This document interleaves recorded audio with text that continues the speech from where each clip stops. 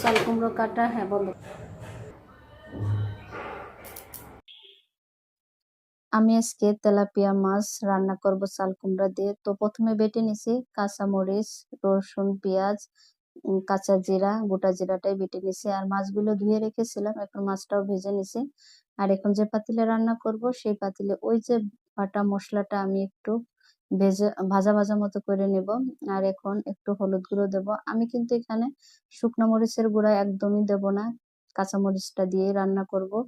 আর এখানে এখন আমি একটু পানি দিয়ে আর একটু কষাইয়ে নেব। মশলাটা কষালে খেতেও বেশি ভালো লাগে।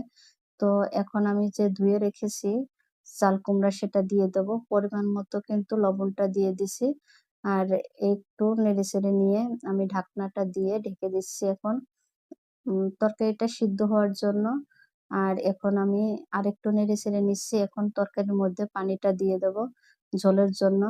পরিমাণ মতো পানি দিছি। আর এখন বলকটা চলে এসেছে। তো ভাজা মাছগুলো ছিল সেগুলো আমি এখন দিয়ে দিলাম।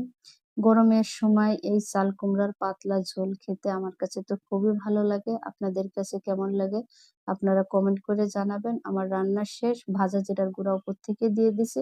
আর একটু নেড়ে চেড়ে নিলাম।